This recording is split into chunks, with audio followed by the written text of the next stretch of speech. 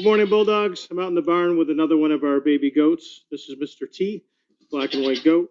Call him Mr. T because he's got a T here on his side. He's also all business. Don't have any time for any jibba jabba. This is the mother right here, it's Delilah. She had two babies. She had an all white one and a predominantly black one right here. Very sweet goat, got blue eyes, really good looking goat. So I hope you had a good weekend. We'll get this rolling. This is Mr. T. Would you please stand for the morning ceremony? Good morning. I pledge allegiance to the flag of the United States of America and to the republic for which it stands, one nation under God, indivisible, with liberty and justice for all. Please be seated. Number of birthdays this week. We have Peyton had birthday yesterday and Sunday. Today we have Grace. No birthdays on Tuesday, but we have Emma and Gabriella on Wednesday, Chris and Audrey on Thursday, Chase and Jackson on Friday, and Thomas, Peyton Johnson, and Nolan West on Saturday. So happy birthday, guys. I'd like to once again reach out and first of all honor, these are our Summa Cum Laude students. These are our students who are the top students in our senior class for the class of 2022. They all have over a 95 average and they've taken numerous AP and college level and honors courses over their career. So here's them being blinded by the sun the other day when they had a picture taken for Livingston County News. Once again, a great job, guys. And we had other students that have been recognized as Latin honor winners. We have our Magna Cum Laude group, which are students who have a 90 and above average and have taken several AP and college level courses. So they're listed there. So great job, guys. This was also posted on social media. And we also had a number of students that were cum laude, who are students who have at least an 85 or above average, and they've taken at least a handful of honors or AP or college level classes. So great job, guys. It's a huge percentage of our senior class that has really not only excelled in the classroom, reaching honor roll level or above, but also push themselves to take rigorous coursework that's going to really bode well when you move on to the next level. So once again, great job, guys. Just so you know, for graduation, everyone that's a Latin honors winner, whether they're cum laude, magna cum laude, or summa cum laude, are going to be wearing orange and white cord along with their robe. So once again, great job, guys. We also had some tennis players who reached won sectionals this week. Nate Woolston was able to bring home a patch, and then Levi and Mary actually won first place sectionals, the first time we've ever had a first place sectional winner here at Livonia. With all the sectional titles we've had here in Livonia and the number of players we've had that have gone on and competed at high levels, Mary and Levi are the first ones to bring home a first place patch. So, congratulations, guys. That's awesome. Can't wait to see what you guys do in sectionals. We also have a number of students that are gearing up for Livonia Give Back Day. We had a handful of students making cookies this weekend as part of our community service club. So great job, guys. And just a few things to go over about the Give Back Day. You need to report your seminar for attendance. You're going to have a pass that will say where you're going. You need to go to that area. And like I said, you should have a pass. If not, check in with the person that's running your area. You need to complete your active service and enjoy it, have fun. Interact with each other and have a good time. That's what it's all about. You'll get your Bulldog paw, write your name on it, and return it to the lead teacher. There's going to be after school events. If you're part of that, make sure you report to Mrs. Olson's room. And if you're not participating in activity, please support the bake sale or lemonade stand that's going to be in the main hallway. So once again, thank you to all that have participated. Just to go through again, we got people painting rocks. We got the blood drive. We got the campus cleanup. We got people making posters for Dog Days, which is coming up. That's our Livonia version of the Special Olympics. Really great day. Sign up for cleaning the cafeteria, tree planting, flower planting, car wash after school. And then we have the 6-on-6 volleyball and a 3-on-3 basketball tournament. There's a cost to that one, which is happening during seminar. And so a lot of good stuff happening. And look, to finish out the year, once again, I'll share this slide deck with all students, with all your parents. But here's kind of an outline of things that are coming up at the end of the school year. We talked a little bit about some of these during our class meetings. This week, we not only have the Give Back Day on the 17th, but then on 18th, on Wednesday, we have the Robert Leader Jazz Festival. Many of you are participating in that. If you've never been to that, really cool night. We have this gentleman named Herb Smith. That's one of the best trumpet players there are. I plays for the Rochester Philharmonic, and he's just an amazing guy. He helps lead our jazz band and plays with them, leads them through a number that they create on stage. He also plays with our alumni band, and you'll see some of your not only the top musicians and singers through Livonia Live participate Wednesday night, but you'll also see some of your staff members. I know Mr. Cicero, Mrs. Weber, Mrs. Catracha, myself, Mr. Petlin, Mr. Lawton. There'll be a number of us that are participating in the alumni band. Always a good time. So other things that are coming up, we have a number of honors convocation. We got the 6th grade band chorus concert, 9-12 concert, chorus concert coming up, Dog Days, like I said, on the 27th. And then the rest of it's there in June. We have the art show. We got the A-Push and senior band trip and senior trip. We also have spring day for all students 6-12.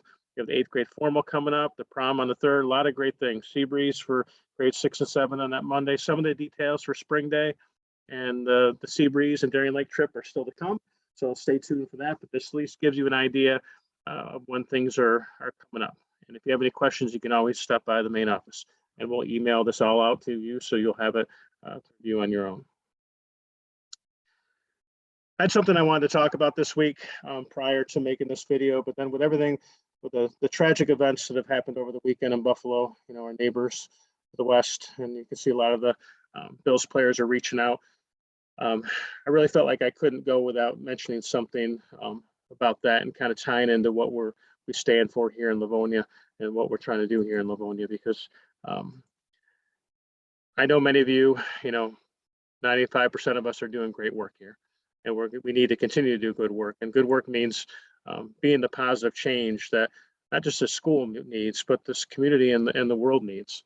And that comes through relationships. That comes through building bonds with people, all people, making everyone in the building feel safe and supported and welcome, making everyone feel like they belong. And that's really important. That's something we try to stress. We continue to stress. But Livonia is not any different than any other place. It's not any different than any other school. And it's not totally different than, you know, what Livonia's been over the last decade.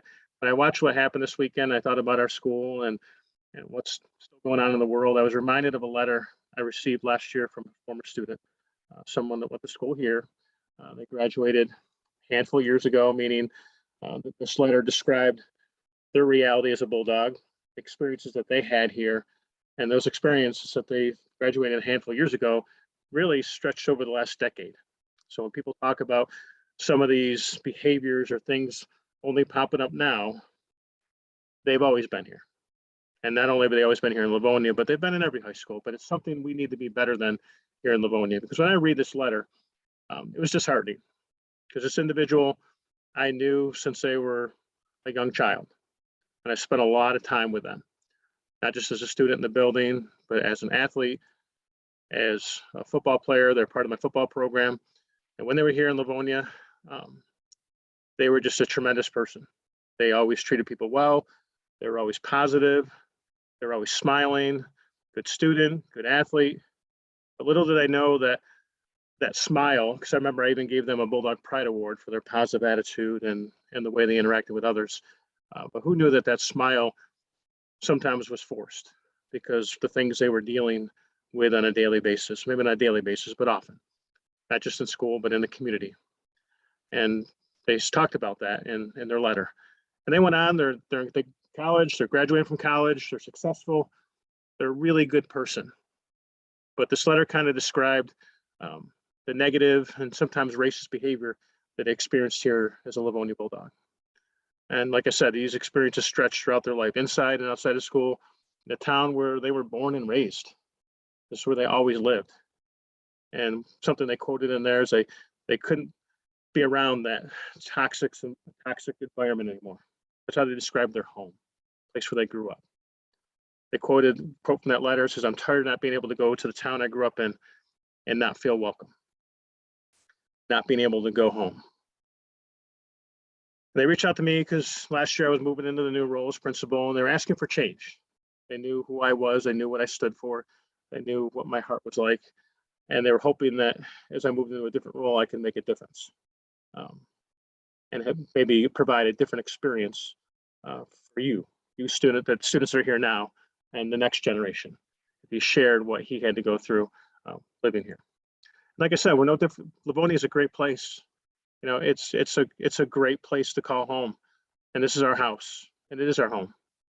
But we still have work to do. If not everybody can live here and be here and not feel safe and supported, and that's what we've been pushing for a number of weeks here. It doesn't matter what your beliefs are.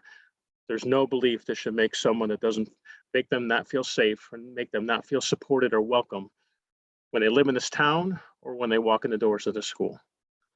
Everyone needs to be treated with respect because we are all Bulldogs.